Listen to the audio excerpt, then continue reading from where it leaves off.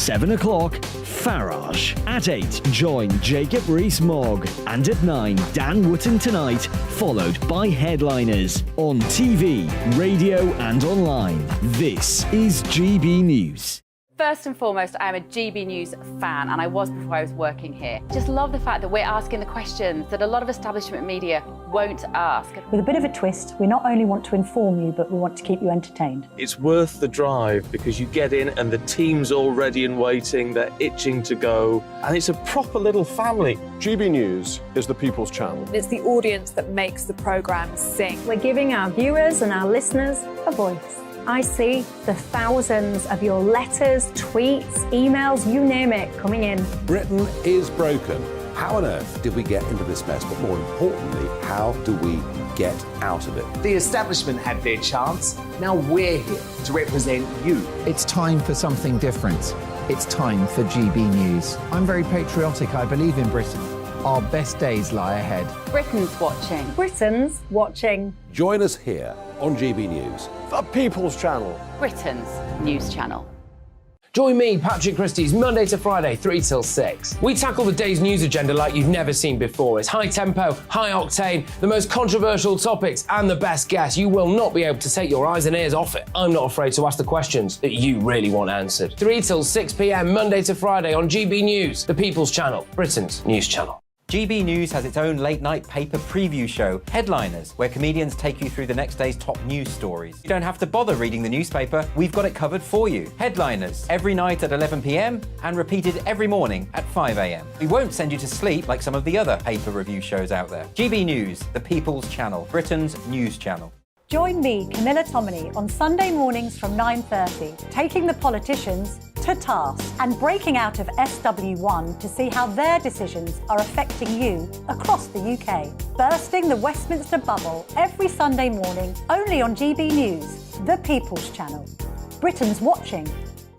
Hello, I'm Calvin Robinson. Do not miss my Common Sense Crusade Saturdays at 7 p.m. Join me for some in-depth discussions on faith. Is that not the start of the slippery slope? It's very much so. And the big moral questions of the day. I'm baffled. You've got some nerve. Only on GB News, the People's Channel, Britain's news channel.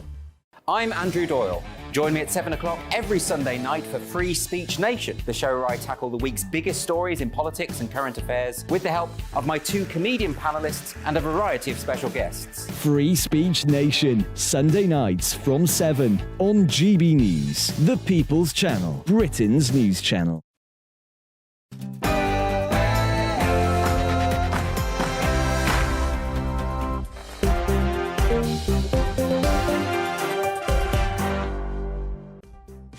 Hello, good evening and welcome to Jubes & Co with me, Emily Carver. I'll be standing in for Michelle this evening. We've got a lot coming up. We've got some big questions for you at home. Do you think anti-monarchists, Republicans, are underrepresented in the media, in our royal coverage? Of course, we've got the coronation coming up, but the campaign group Republic have been saying that they are underrepresented, that their views aren't featured enough in the media. Do you agree, or are you sick of hearing from them? And should you go private if you can afford it? I'm talking about the NHS. More and more of us are apparently taking up private GP appointments because we can't get one on the NHS. Do you think if you're rich enough, if you can afford it, you should do it? Should we encourage people to go private, or is that unfair if you've paid your taxes all your life? And are landlords hard done by? Do we demonise them too much? Apparently 500,000 buy-to-let landlords are set to leave the market altogether in the next 5 years. Should something be done to keep them? Is there too much bureaucracy, red tape, too much tax? What do you think? And are you, like me, a little bit fed up of remakes? It seems that every single new film or new theatre production is actually a copy of something from the past. Should we just create new stories? That's an idea. We've got all of that to come tonight with my wonderful panel on Jubes & Co this evening, with you until 7, with me, Emily Carver. But first, let's get to the latest news headlines.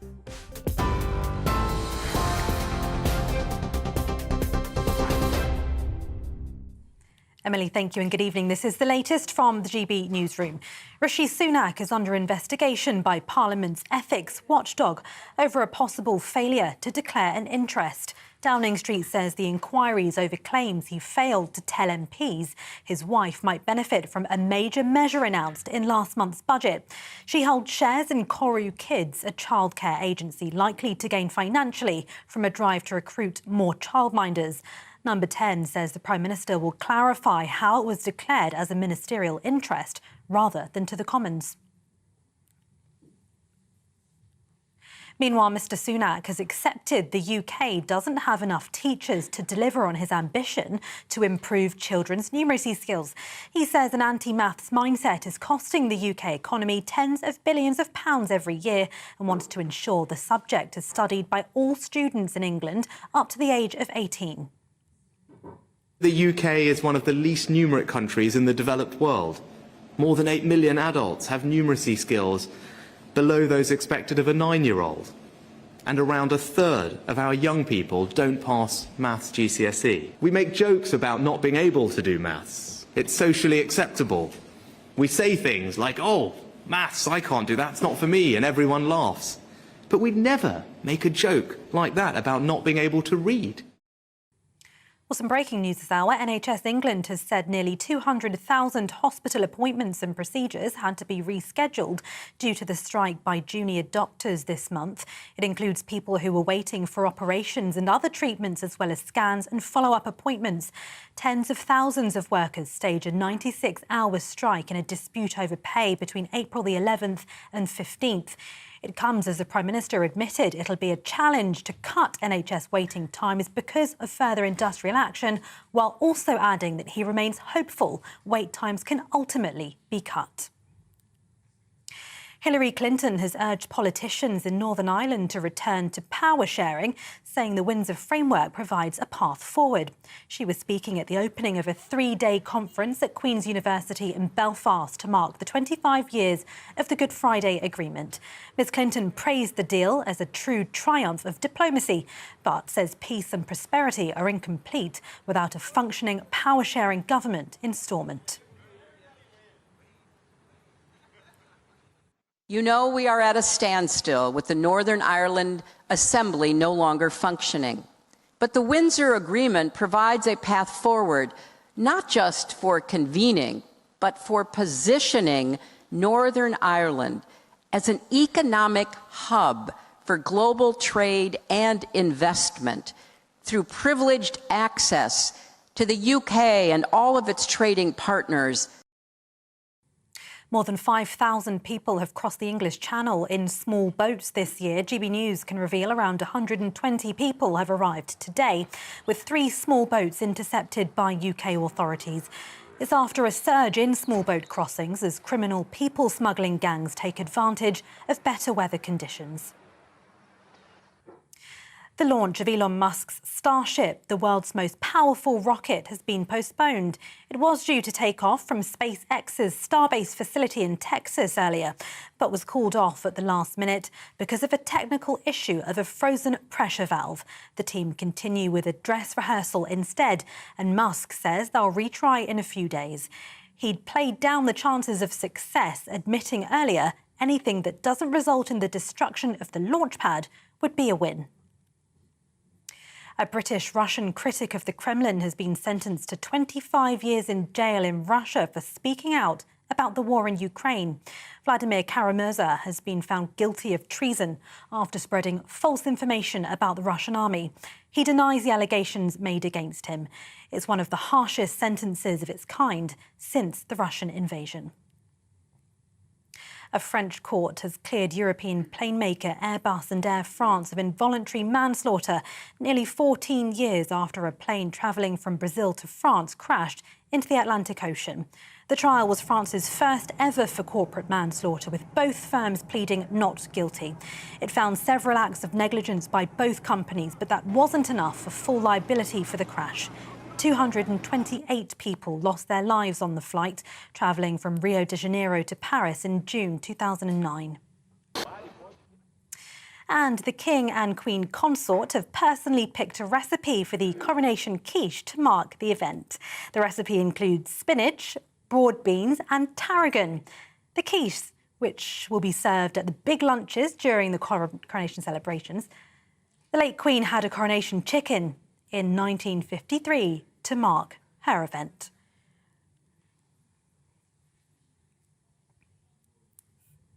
TV, online, DAB+ radio and on TuneIn. This is GB News. Now it's back to Emily.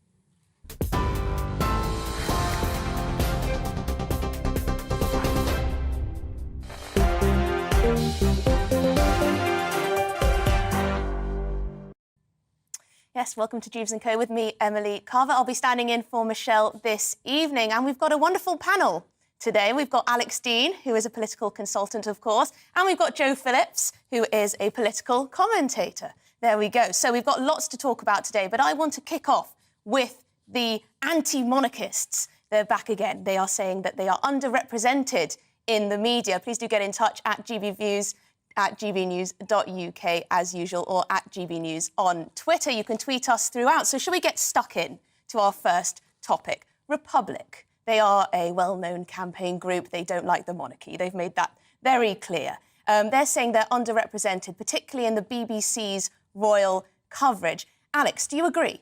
Well, you can't blame them for trying to springboard off a coronation to get a bit of attention, right? This is one of their moments. But honestly, I think they're wildly overrepresented. People in our media seek to give some kind of balance by having an alternative perspective. They are a dwindlingly small percentage of people in our country. Every time there is an occasion like this, somebody gets on the airwaves by dint of having these minority views and says we should get rid of the monarchy. And then 1 million people come out in the Mall. We have this sort of monarchy explosion. It's like a red, white and blue bazooka has gone off everywhere. And everyone's delighted for the occasion. And nobody seems to hold them to account for the fact they look a bit silly. That they have absolutely nothing to do with modern Britain. They think they do when they shout on Twitter because the very small group of people that agree with them, plus people from abroad, all rally to them and say yes. But actually, Emily, I don't think they represent anyone at all. And I think that, I don't blame them for trying to use this for attention. But honestly, I think they're overrepresented. Well, Alex, maybe you're out of touch because they commissioned a poll about enthusiasm for the coronation. And apparently only 15% of us are enthusiastic. That doesn't necessarily mean that you're a Republican. No. And just before we came on air, I was just looking at their Twitter account. They've got 145 followers. Is that it? Apparently so. I mean, I might have got the name muddled up, but it looks like the same organisation. And the last tweet on there was 2019. So, I mean, I do think that they're really getting stuck in. They need some PR support. Well, if you're going to get on it, get on it. But I just sort of think, yes, they've got a point. They're attacking the BBC. They've written to the BBC. We don't know what the BBC's response is. There is alternative coverage of the coronation on Channel 4. All media outlets will cover it. The BBC is in a slightly different position, I think, because it is the national broadcaster. It will also be broadcasting to the rest of the world. And, in big occasions like this, as with the Queen's funeral, as you know, a lot of the camera positions and things like that will be pooled, so there'll be shared resources, and it is inevitably going to go to the BBC for the majority of that. So I think, they are servicing a global audience, not just the UK. I mean, I suspect people are perhaps less enthusiastic about the coronation, but then look, as Alex said, at the Queen's funeral and the astonishing, people standing in a queue for hours and hours and hours. Right. And by and large, well-behaved, extremely, they took it seriously. It was a moment of sombre reflection. And yes, there should probably be discussions about what happens to the monarchy. But you've got to pick your timing. It certainly wasn't right to do it at the funeral. I wonder what people at home think, because sometimes it does seem, perhaps, that some of the coverage is a little sycophantic. Yes, we all have a go at Harry and Meghan, and Prince Andrew is fair game for obvious reasons. Yeah. But when it comes to questioning the monarchy's existence, Do we really do that in our royal coverage? Should we be doing that? I would turn it on its head. I would say, actually, to your point, in one way, and I've got no reason or right to patronise these people, but I feel slightly sorry for them because when these things come into the news for reason one, very sadly, the death of the Queen, everyone says now is not the right time. No, right? exactly. When it comes into the news for reason two, coronation, people say this is a celebration. Now is not the right time. So it's very difficult. I mean, I just find their view so alien and obsessive that I find it difficult to identify with them.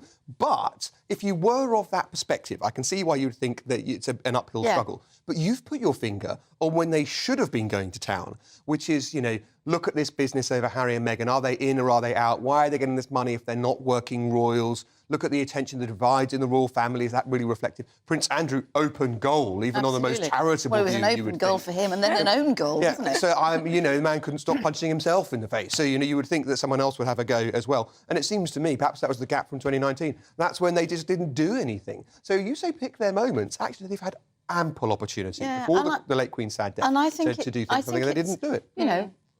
Yes, you can find somebody to come on a panel show, a programme like this, or a phone-in, or any of the number of media broadcasts that will be going on in the run-up to the coronation. But what do they actually want? You've only got to say the words President Boris Johnson, and I think that would make anybody an ardent monarchist. So that's one of the things that happened in Australia, which is an apt comparison, right? I think the Republicans would say they're further ahead on their agenda than we are. And one of the stumbling blocks in the referendum they had in Australia was, OK, you don't want the monarchy, what do you want to have instead? And the model that was put forward met with pretty much universal disapprobation. So it's not enough just to say you don't want the system we've got, which many of us think is great anyway. But if you don't want that system, you have to propose something else. And that's when these things fall apart. It's such a student union conversation, debate, isn't it? It is. I do think some of these anti-monarchist Republicans are just, stuck in the debating chamber, thinking they're all very clever for thinking, outside the box. And I think, to a certain extent, the King has made it very clear that he wants a slimmed-down monarchy. We saw that happening, and, I think in the latter years of the Queen's life, there was a certain sort of slimming down, a weeding out of people. So you now know that you've got the working royals, the non-working royals, the hangers-on. And I think the fact that the coronation is down to 2,000 guests, can you imagine 8,000 people crammed into Westminster Abbey for the Queen's? Must have been remarkable. But there was a report out this week, last week, from Civitas. I don't know if you saw it. Civitas is a think tank in Westminster, another think tank. And they said the monarchy is at risk of abolishing itself because they're not doing enough. There aren't enough working royals. There aren't enough public engagements. They're not making themselves seen. But this is what King Charles wanted, isn't it? He wanted to slim it down. But then what do you want from them? I don't think people know. So I can tell you, you ask rhetorically, but I think the answer is we all want them to be like Princess Anne. That's the that's the example that everyone's mind always turns to. But the reason I think that this Republican agenda is going to struggle for a bit is another part of British instinct. The British instinct for fair play and a fair chance. And I think most people will think, give King Charles an opportunity. He's been waiting longer than any heir to the throne ever, right? Yeah. Let's give him a chance to see how he goes. Yeah. If you are of the Republican mindset, perhaps in a year or two, when he's had a chance to get his feet under the desk and have a go, and Lord knows he'll make mistakes like the rest of us, that's when they may if they bear in mind they need to tweet and actually do something, that's when they might actually see some progress. But it ain't going to be over a coronation when the eyes of the world are on the media representation, I mean, it would be rather odd if, I don't know, GB News were covering the coronation and you had some miserable Republican sat next to you saying, this shouldn't even be happening. It reminds me of that disaster spoof movie, Airplane, where they're trying to rescue the plane, and then halfway through they cut to another point of view, and there's this intellectual sitting between two ferns. And he says, well, they paid for their tickets, they knew what they were getting into. I say, let them crash. I mean, nobody has these views, and everyone's going to be watching the UK. It's one of our moments in the sun. And you know what? If we didn't have the monarchy, we would wish we had it, because look, Britain's going to be in the eye of the world for this occasion. And, you don't have to watch it. I think there probably is, less enthusiasm. I don't know. I don't know how easy it is for people to organise street parties, whether there's the inclination, whether they'll, we've got an extra bank holiday. See what the viewers think. Well, should we have a look at what you're saying at home, what people are saying at home? Adrian says, I would think that we have more supporters of our king and the monarchy in this country than we do Republican. I love our monarchy. There you go, monarchist there. I also saw one that said quite, well, not the reverse, but Simon has said, great show, but every news outlet goes on and on about the royals. I don't care one jot about King Charles and all his cronies. It will be nice to have the Monday off, but I won't be watching the coronation. But for the Republicans, apathy won't do it. No, they need people want to be change. positively on their side, and that's what they're failing to do. You know, people say, well, perhaps there's less support for the monarchy. Well, there was a lot less support for Charles I, right? You go back in history, it can be a lot worse than some people disliking you on Twitter. Well, I think it will also take some gone up and down, hasn't it? I mean, you know, the support for the monarchy absolutely plunged after Diana died. And then it gradually sort of got back up again. I think it will take some time for King Charles to, yes, you know, build support. I mean, the late Queen passed away. So much sadness across the country, across the world. It takes a big person to live up to that. Almost impossible. He has to define himself and be himself. But to be fair, Alex, I mean, we do know quite a lot about him. I mean, we know that he cares very much about the environment, you know, and was banging that drum before it was fashionable, to the point that people thought he was slightly bonkers. You know, they've chosen a quiche. I don't want to go down that route, please. But, you know, the things that they do, and even the coronation invitations. Have you had yours? I thought it was beautiful, and I'm still waiting. The post's been terrible. Yeah, me too. I haven't had mine yet, actually. No. Has anyone at home got an invitation? You know, they do. Yes, I mean, that was beautiful. I thought it was lovely. And the things that he and the Queen do, I think, you know, we do know what sort of a person he is, what sort of a person she is. That's fair. And I but think you can be the longest run-up doesn't tell you about the performance. And also, you have to stop doing the things. Things change when you're actually in the role. Yeah. So Pete says, I would be keen on watching it, the coronation, but I expect the king will ruin it by putting a woke slant on it. Well, I don't think many people trust him not to turn it into a clown show. And that is one criticism that has been levelled against King Charles and when he was prince. Yeah, the Queen stuck to a position of studious neutrality, and gosh, it must have been difficult sometimes, because like any of us, she would have had views that she wished that she could express and people that she must have... And it's people that she didn't want to shake hands with, and we made her, and so forth. But Charles's position was different, but naturally people remember it. And it's only hindsight, I know, but he could have done in retrospect with being a bit more like her at the time, I think. Quite possibly, quite possibly. But, I mean, it's going to be a transition period, and I think what we have seen is William and Kate, the now Prince and Princess of Wales, who just get on with it and do the job. And, you know, whether you like them or not, that's their job, they're doing it. Spot on. And I think, you know, whatever you think, if you think you're getting value for money because they're doing what they're supposed to do, that's fine. It seems like a lot of our viewers at home are just looking forward to having a bank holiday weekend by the sounds of things, which is fair enough. As you said, not everyone has to watch the coronation. That is an easy decision to make if you don't fancy it. But I do think it's quite interesting to think that these Republicans are proposing, essentially, for BBC coverage of royal events to be with people who don't even want it to exist. People across Latin America tune in to watch the coronation and then get 10 minutes of a Republican group ranting at you. But apparently, I must say, Patrick Christie's, who was just on, did mention to me that apparently GBNews has been trying to get representatives from Republic, the organisation, on, and they have refused. So there you go. Perhaps they don't want to represent themselves as much as they say. You've got to follow them on social media. Put those figures up. Probably only one of them. He's a bit busy. There's probably only one of them. Well, you know, please do get in touch at home if you are one of them. If you are a Republican and you're sick of all this sycophantic coverage, fawning over the royal family, perhaps you are. Anyway, we're going to be moving on to a new topic. Coming up, more and more patients are going private, choosing to take private GP appointments because, well, presumably they can't get an appointment with the NHS. Should people go private if they can afford it?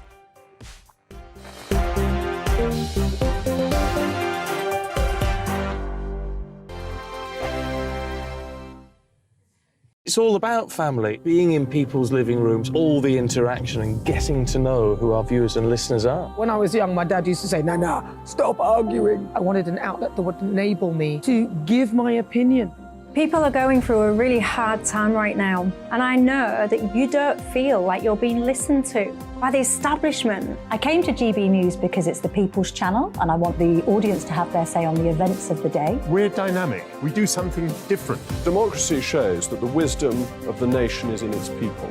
I get to travel to find out what the story is from a personal perspective. The British people aren't fools. We know when we're not being told the full story. We've got to work out how Britain moves forward from this. It's the best country in the world. The establishment had their chance. Now we're here to represent your views. Britain's watching. Britain's watching. Britain's watching. We're proud to be GB News. The People's Channel. Britain's news channel. Hello, I'm Michelle Dewberry, and you can join me every weekday 6 till 7 on Jubes and Co. You're an inspiration to us all. Clip that bit off. Well, you are. That's my ringtone. My political ambitions those days are gone, I can tell you. She's only teasing. Go on. He's probably going to want to lay down now. I'll give him 2 minutes to have one. Let's respectfully disagree. That's what we like on Jubes and Co. Come and join us. GB News, the People's Channel. Michelle Dewberry, weekday evenings at 6 o'clock. Start the day with GB News. We catch up on all the big stories you didn't hear the night before. And take a look at what the world's talking about this morning. That's right, Monday to Thursdays from 6 o'clock. It's Breakfast with Eamon and Isabel. Straight after breakfast, join us, Bev Turner and Andrew Pearce. We're going to take you through till noon. We'll be tackling the big topics of the day, including the things that the other channels just won't talk about. If it's happening here. Wake up to mornings on GB News, the People's Channel. Britain's news channel. I'm Simon Evans. Join me on GB News for Headliners at 11 p.m. What's the scoop? I'll be joined by 2 of the country's top comedians. That's right. As we take a look at tomorrow's newspapers tonight. We're going to get into trouble. If it's a big story, we'll be covering it. Spill some tea on him. There we go. But we'll also have some fun. I wouldn't stick up a bank. My father didn't love me. So anyway. Headliners every night from 11 on GB News, the People's Channel, Britain's news channel. We've got a brand new lineup every Saturday night on GB News. From 6 p.m, I'll give you my unique take on the world today. Then at 7, it's me, Calvin Robinson, with my Common Sense Crusade. New to GB News is the Saturday 5. 5 times the opinion. Join us every Saturday from 8 p.m. as we debate the week's stories. With us 4, plus a special guest. And at 9, of course, it's Mark Dolan Tonight. Brand new Saturday nights on GB News, Britain's news channel. To GB News Radio.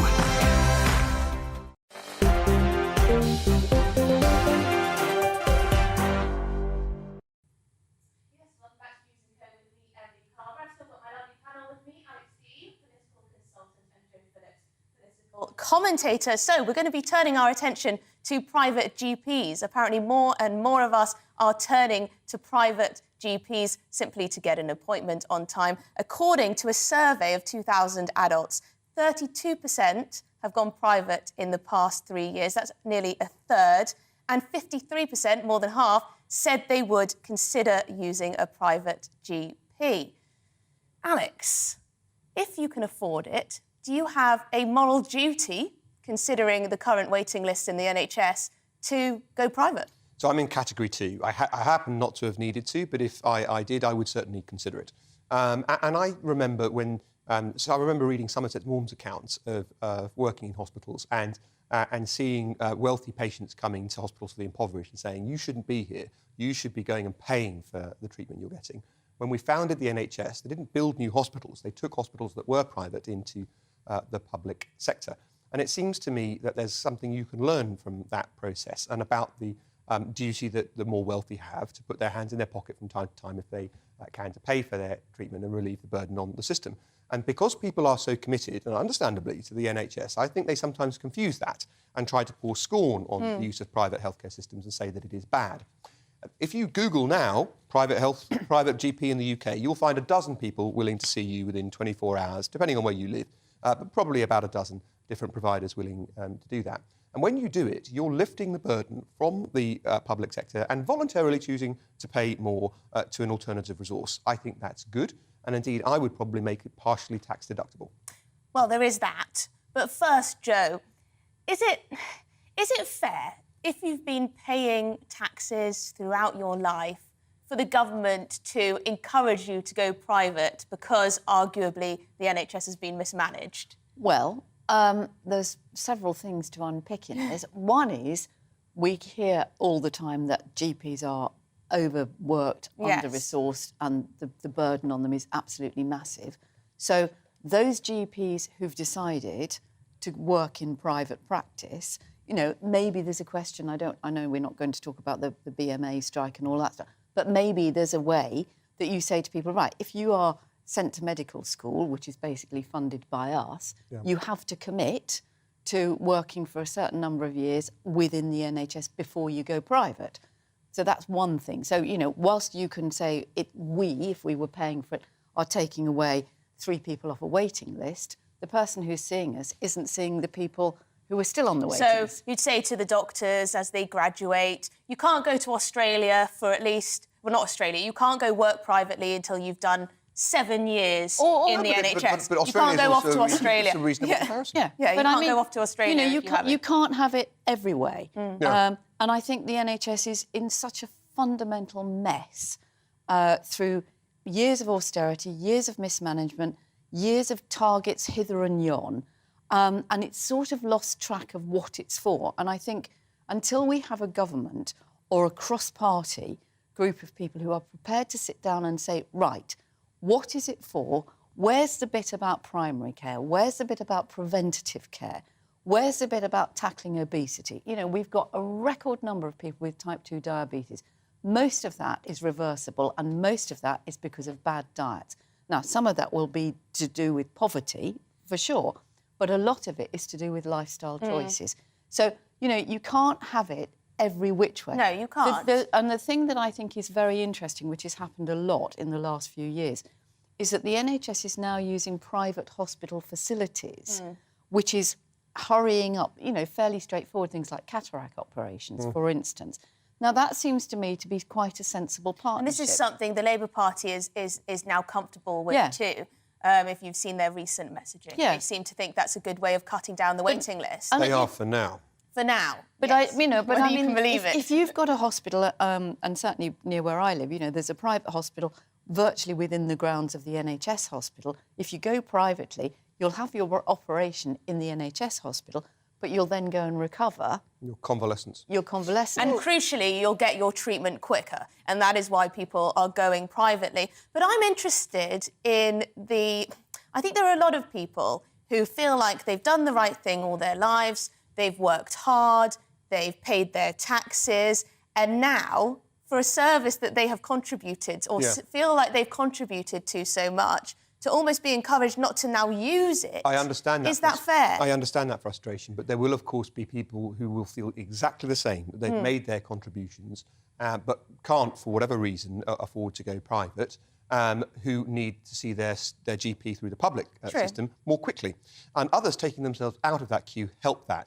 So actually it cuts both ways, I think, in the way that you've put it. And just one thing, it's not a zero-sum game about doctors choosing to work. And bear in mind, GPs are all private sector. They're not employed by the sector. People forget that, and they talk about the NHS as if they're all public sector. No, actually, GPs are not. They're run like little businesses. It's always been in the private sector. You can be a doctor and come to this country to work in our private healthcare system. We all think it's just a brain drain going another way. But actually, we attract talent to work in our private sector system. And some of that, not a huge amount, but some of that will be doing private GP services. And so the more we encourage that and facilitate that, we can reverse a little of the brain drain. And that's a good thing too. Well, should we make private healthcare tax deductible in some way? Because you are alleviating pressure, so why should you have to pay more and more? Because you're then benefiting twice, and you're then in danger of facilitating a real two-tier system. I mean, look what's happening. At the moment, we have a two-tier system. Well, we don't. We've got a pile of waiting lists going, you know, up as a mountain that is not going to be reduced. The problem what has happened with dentistry, where it's almost impossible in some parts of the country to find an NHS dentist, and waiting lists for private dentists are very, very long as well. So there is, you know, you've got to manage it, you know, because if you fundamentally believe that we have a national health service system available to everybody in the ethos of how it was formed and founded, But then you have to make some really tough decisions, and that's where it all goes wrong. But that ethos and that belief can be absolutely compatible with the kind of relief that you're talking about. I never suggested it should be completely tax deductible. These things, if you want to get treatment more quickly and you want to pay for it, it should be, it just shouldn't be completely tax deductible. And but my point is the other way. Even a very small incentive, the state returning 5 or 10% of that money to you, would see an explosion in private sector provision, which is not to the detriment of the NHS. But it's also fair, though, isn't it? Because you've already paid your taxes towards a system that you're then not using. Yes, I know, but I mean, lots of people pay taxes for things that they don't use. True. People pay I don't have taxes. children. But then some people think private school school fees should be tax deductible, exactly. but others obviously don't agree. But, there's a perfectly good analogy. If you're going to do it for private healthcare, why wouldn't you do it for private school fees? We do. Tax deductible. Yeah, most with a charitable status. But not that's for the not schools, to you. not for the individual. Oh, I see what you mean. Yeah. But, I mean, the only way that would, I think, would be palatable to a lot of people, including me, would be if you then hypothecated that somehow or other. It's not that hard. Lots of countries do. Yeah. Through healthcare. Most of our neighbours do. Most of the Anglosphere does. And of course, the inevitable comparison we always get is, oh, you want us to be like America. No. We have to be rich, otherwise you die. You can be like France. Yes, exactly. Which works perfectly well and perfectly fairly. But it also puts a huge onus on people. So if you're going into hospital in France to an operation, let's say you're having an operation on your lungs, they won't touch you unless they know that you're fit, you're healthy, you're going to follow through with the aftercare, whether it's, physiotherapy or exercise or whatever. And they're much more rigorous about doing that. That's interesting because it takes us back to your point about diabetes and so forth. Because when the NHS was founded, it had a dual mission. It was to heal the nation, keep the nation fit and healthy, keep the nation well. And that latter, naturally, the focus goes on trying to cure people of conditions and treat their but injuries. How many of those we conditions forget are that. preventable? We forget that other mission that the NHS is supposed to have. Well, I'm not sure how you make people treat themselves better. Well, it's the whole conversation about whether public health, campaigning. I'm not necessarily endorsing it at all. I'm just simply saying there's a lot of people. But public health is exactly that. It's public health, and it comes down to everything, including the state of our rivers and our seas. If you're pumping raw sewage into waterways, if you're allowing chemicals and things to go into the water, that's going to have an effect. But a lot of the time, it comes down to sort of trying to make packets of crisps smaller, or banning sugar, or I can tell you, packets of crisps are smaller. They are. They certainly are. Changing the recipes in chocolate bars. Tiny. The popular ice creams over the decades. Taking the sugar out of Iron Brew. I mean, I don't think these things make much of a difference. But that's a perfectly good point, Emily. Things that are stating the bleeding obvious. Why do we still have an argument? And why is it only now that companies say, oh, with reduced sugar or reduced salt or this, that... kept the price the same. Yeah. Well, yes, let's get a couple of views before we move on to our next topic. Marjorie agrees with Alex. She says if a person uses private healthcare, they should be able to deduct the premium from their tax. I think there is a clear logic to that one. Brett says, as a bus driver, I had to sign an agreement that they would pay for the driver training, but if I left before 2 years' service, I would pay back the cost of training. There's loads of examples like that in the Good private idea sector. to apply a similar system to doctors. Yeah, I would. There you go. Let's get one or two more. Chris said, I'd be happy to go private, but I would also have to pay for the healthcare of people who have more poorer choices in life than me. That's true. You do pay twice in that case if you count your taxes as paying for it. Initially, Cyril says, if people start switching to private healthcare, it will eventually become as bad as the present NHS. Just saying, well, I don't know about that because there'd be different incentives. So it may just grow and grow on its own. I don't know, but people might see this as a backdoor into privatising the NHS. If you get people seen more quickly, if you get diagnosis more quickly and you get treatment more quickly, then actually you're taking the pressure off the health service. That used to work, that threat.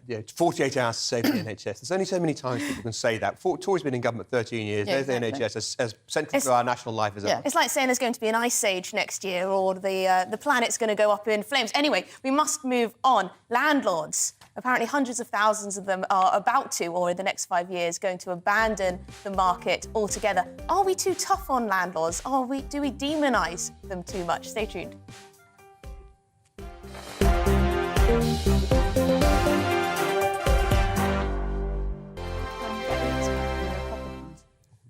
I joined GB News because I was sick and tired of not hearing my views being represented, not just mine, but so many people that I knew and spoke to. I just couldn't get my voice out there. I couldn't say anything, I couldn't do anything. Whatever the narrative was, I kind of had to follow it. GB News is there to provide a voice for those who have been ignored by the establishment media. We think different things, we've got a different style. GB News is here to be optimistic and positive about the future. It's real kind of dynamic and flowing, with the audience very much at the heart of it, like a big family.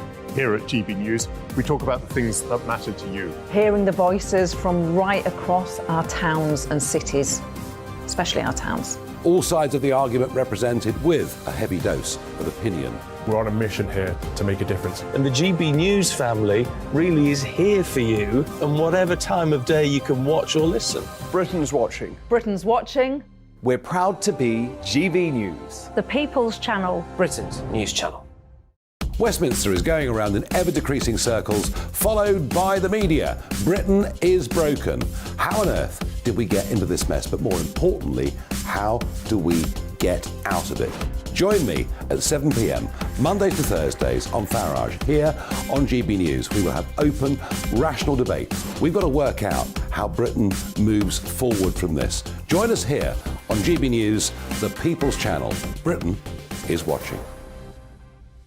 You've probably seen politicians interviewed 1,000 times, but we do it differently. We find out who they really are, we don't shout, we chat, and hopefully we bring a bit of light, not just heat. Did you know Kate Moss? Apparently.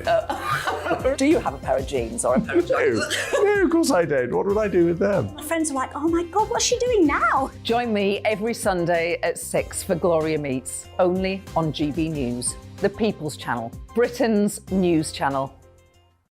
I'm Jacob Rees-Mogg, the Member of Parliament for North East Somerset and a former government minister. For years, I've walked the corridors of power in both Westminster and the City of London. We need to have the arguments, the discussions on how we make it better. Crop failures, famine, war, suffering on a scale completely unimaginable. We are putting the cart before the horse. As Charles I said at the scaffold, he was the true defender of liberty. Yeah, I've completely derailed the conversation. Join me Monday to Thursday at 8 p.m. on GB News, Britain's news channel. I'm Mark White. As GB News Home and Security Editor, I cover those key issues that are so important to you. Our authorities, our communities doing all they can to combat violent crime. With the public services under unbearable strain, why are we still failing to control our borders? Defence, the first priority of any government, has been continually hollowed out. Can we trust our politicians to protect the armed forces? Join me, Mark White, on GB News.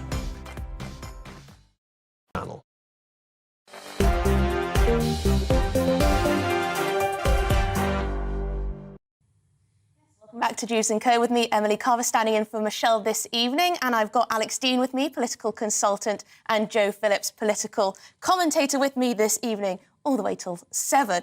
Now, landlords, they are, well, heading out of the business altogether by the looks of things. Over 100,000 left last year, left the market. What does this mean for renters? Well, it certainly means that rents are going up and up. Apparently 500,000 may leave in the next 5 years. Is this a problem? Do you support buy-to-let landlords? Do you think they run a good business in general? Or do you think they're unfairly demonised, perhaps? Or perhaps they deserve a bit of a kicking? Alex, I wonder what you think. Do you think we demonise landlords a little too much? Why do you think they're flooding out of the market? Well, we've definitely given them a hard time in the media over recent years. Right? There's been fewer, more popular punching bags than landlords and the way that they treat their tenants. Now, some of that is deserved. Some treatment from landlord to tenant is disgraceful. And there are, especially over things like keeping deposits or withholding it for spurious reasons, or some of it. And people have to, fight tooth and nail for what is absolutely their entitlement, either the return of money or upkeep of properties and so forth. But we need landlords to rent properties to people, especially in our current overheated housing market. But on this story, and not to take a boring and pragmatic route, I'm not sure that the maths is completely right. Because first of all, some of those, it's not like the properties disappear.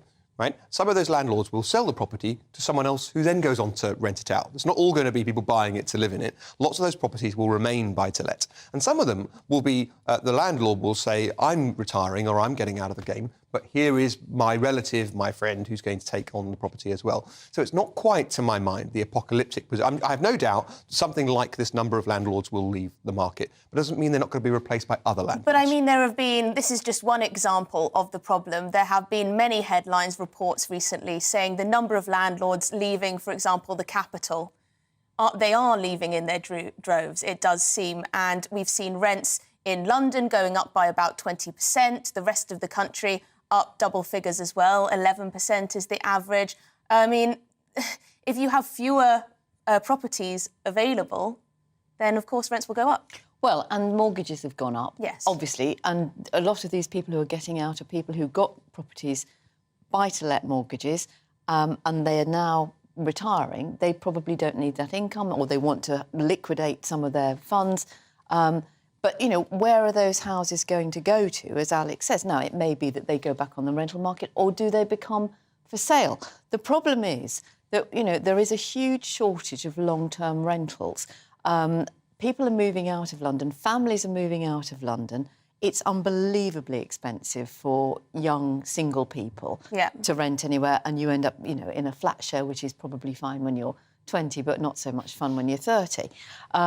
And fine when you don't have kids, less fun when you do have kids. Or, you know, all of those sort of things. So there's a churn, as has always been the case, but I think it's become much more marked, partly since COVID, but also what this then, the effect that this has is bigger than the housing market. In Lambeth, for instance, they're closing a school that's been there since 1600 and something.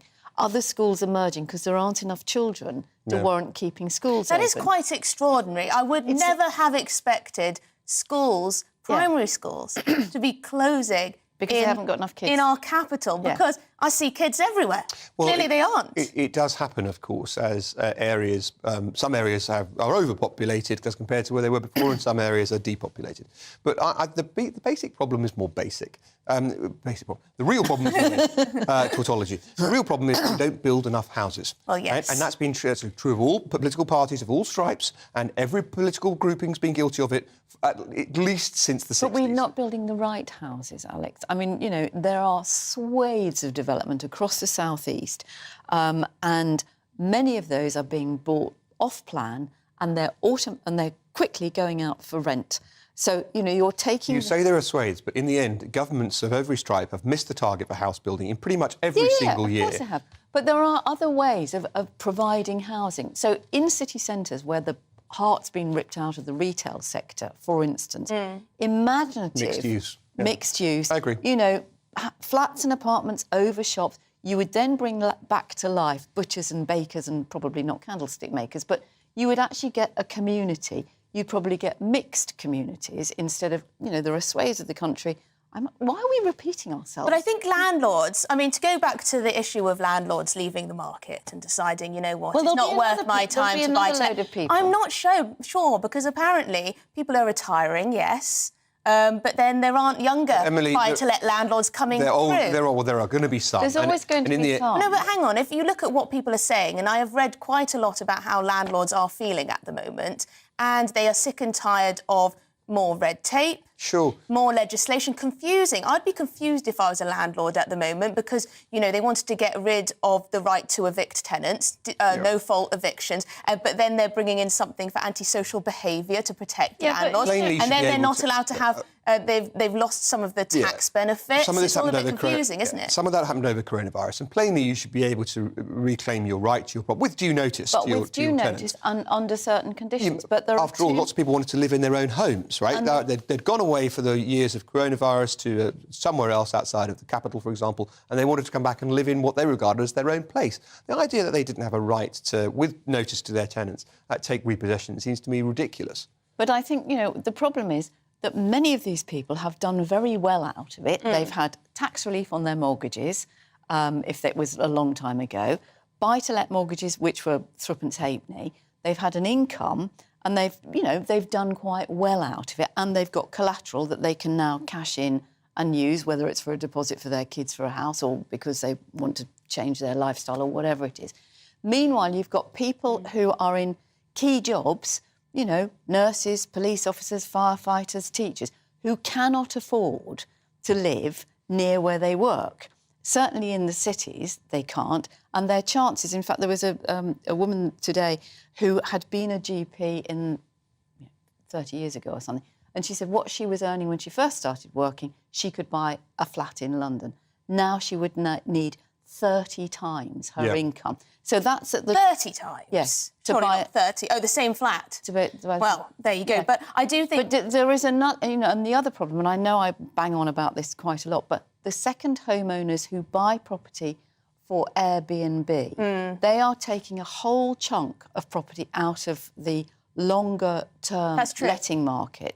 And in rural and coastal communities, that's killing them stone dead. And it's making it much more expensive because you can charge so much more for Airbnb for short lets. And the short let market in London, for example, in other big cities, is like that as well. Very, very high charges indeed. But as Alex says, we just need to build some more houses. But someone has said here, Paul has said, the minimum EPC rating is difficult for Victorian-era houses. Landlords are selling instead. Yes, because now landlords are going to be blocked from letting properties unless they meet this EPC rating. Right, that's all we've got time for on that one. But coming up, are you fed up of the constant remakes of films and books and theatre productions? Can't we come up with some news stories? Let me know what you think in just one moment.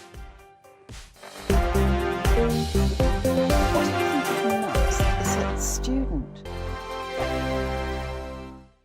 Monday to Thursday nights on GB News. At 6, it's Dewbs & Co. 7 o'clock, Farage. At 8, join Jacob Rees-Mogg. And at 9, Dan Wootton Tonight, followed by headliners. On TV, radio and online. This is GB News. First and foremost, I am a GB News fan, and I was before I was working here. Just love the fact that we're asking the questions that a lot of establishment media won't ask. With a bit of a twist, we not only want to inform you, but we want to keep you entertained. It's worth the drive because you get in and the team's all ready and waiting, they're itching to go, and it's a proper little family. GB News is the People's Channel. It's the audience that makes the programme sing. We're giving our viewers and our listeners a voice. I see the thousands of your letters, tweets, emails, you name it, coming in. Britain is broken. How on earth did we get into this mess? But more importantly, how do we get out of it? The establishment had their chance. Now we're here to represent you. It's time for something different. It's time for GB News. I'm very patriotic. I believe in Britain.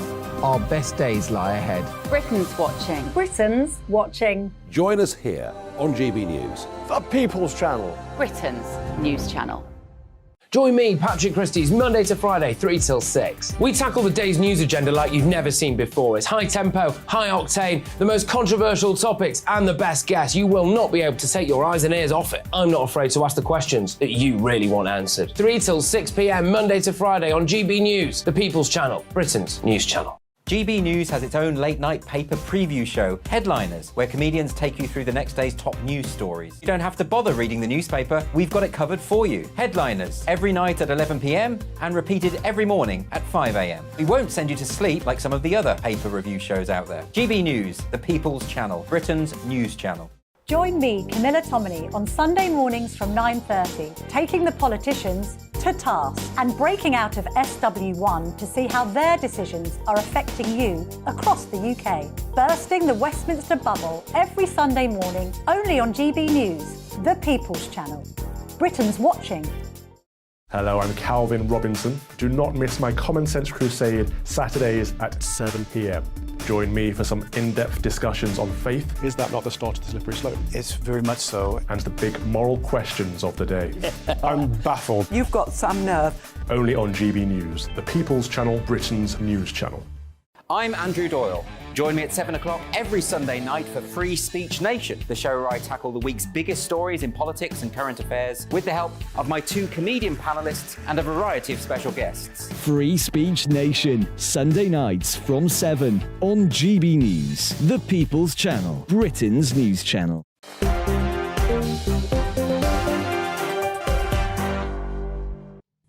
Welcome back to Jubes & Co. with me, Emily Carver. We've got Alex Dean, political consultant with us, and Joe Phillips, political commentator. Right, let's get straight into our last topic of the show, remakes of the old classics. Now, I've got a list here I'll just give two of the more amusing ones, or the ones that are a bit bastardised versions, I would say. Grease Goes Woke, new TV reboot of the 70s classic, features a song about white supremacy, and it explores gender expression and racial identity. That sounds about as much fun as an algebra exam. We've got the Little Mermaid remake, which updates the original lyrics to include consent. So no kisses without someone saying, yes, you may kiss me, Joe.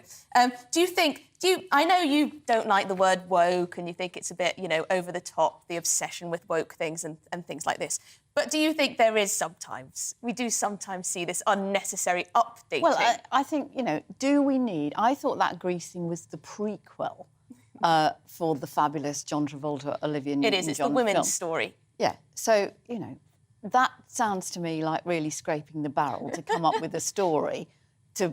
when you've got a perfectly good film that's great. There's nothing wrong with remakes of films, but to try and invent something in order to just seems utterly ridiculous. However, I do think that things like Baz Luhrmann's film of Romeo and Juliet will have turned on a whole load of kids to Shakespeare because the language was the same, but it was set in the sort of the gangster, I think it was LA or somewhere like that. And it was brilliant. It was a fabulous film. And if that gets people into watching things, I've seen God knows how many versions of Hamlet with Maxine Peake and Benedict Cumberbatch, and I think Ian McKellen is actually playing Hamlet, and he's about 412.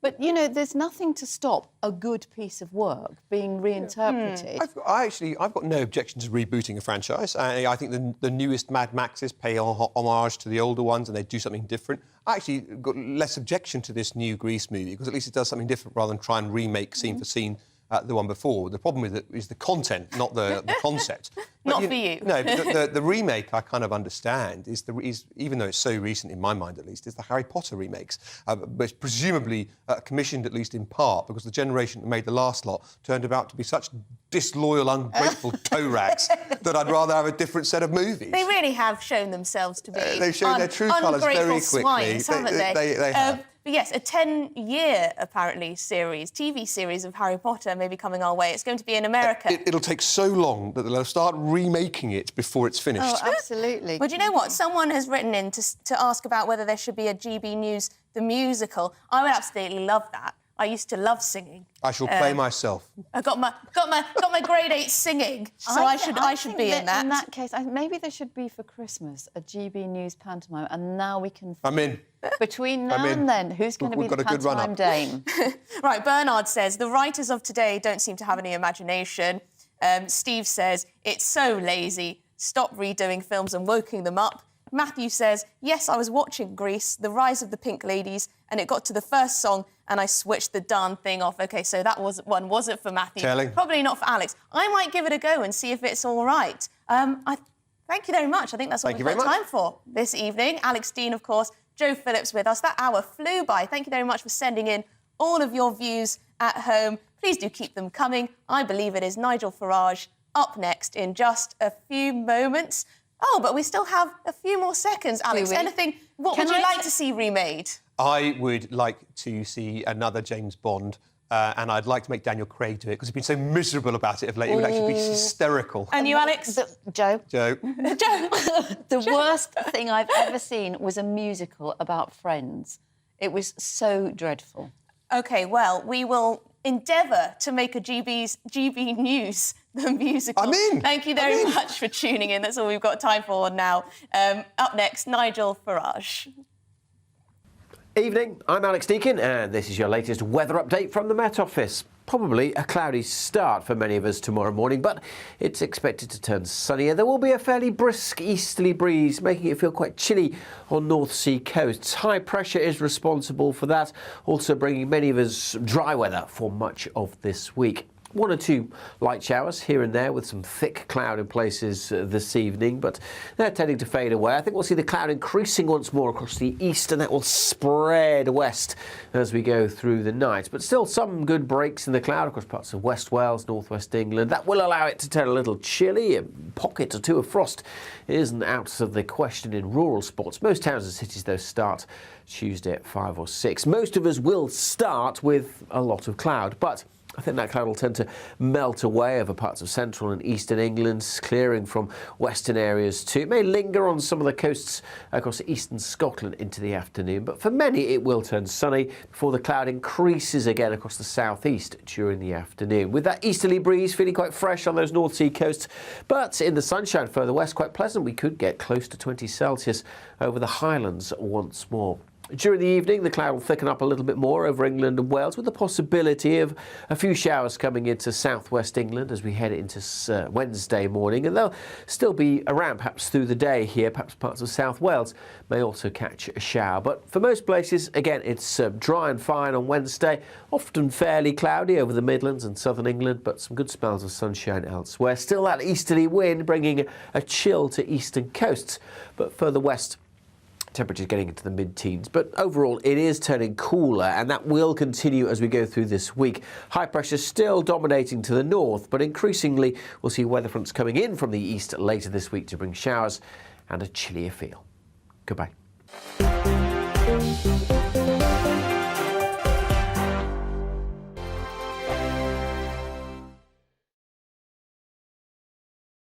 It's all about family, being in people's living rooms, all the interaction and getting to know who our viewers and listeners are. When I was young, my dad used to say, "No, stop arguing." I wanted an outlet that would enable me to give my opinion. People are going through a really hard time right now, and I